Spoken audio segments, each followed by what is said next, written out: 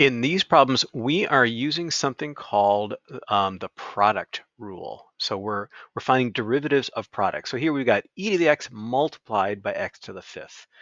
And the question is, how do you take a derivative of something like that? We haven't seen that yet.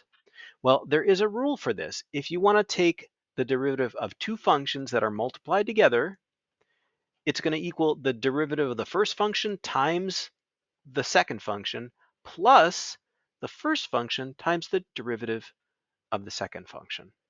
This is going to get a little confusing with e to the x because the derivative of e to the x is e to the x, but we'll just follow this step by step. So if we call this function our first function, f of x, and this function our second function, g of x, I want to first take the derivative of the first function. Well, the derivative of e to the x is just e to the x.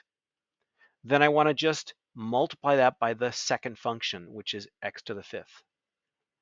Then we're going to add the first function, which is e to the x, multiplied by the derivative of the second function. And the derivative of this one is 5x to the fourth.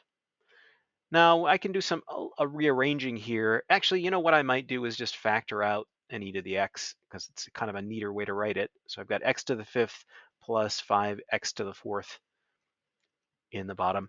I think otherwise I would have done something like just move the 5 out here and write this as e to the x, x to the fifth plus 5 e to the x, x to the fourth. I think either one of these would be correct as far as ALEKS is concerned.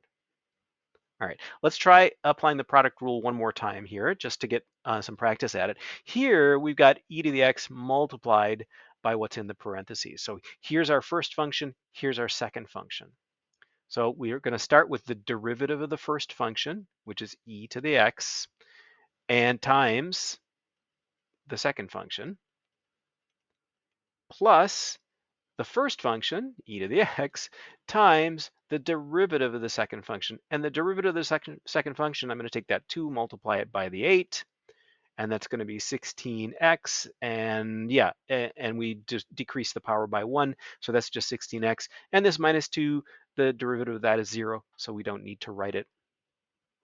And let's see, I think I'm going to factor out an e to the x again, and then we'll write this as 8x squared plus 16x minus 2. I suppose I could have factored out a 2 as well, but I think that'll probably do.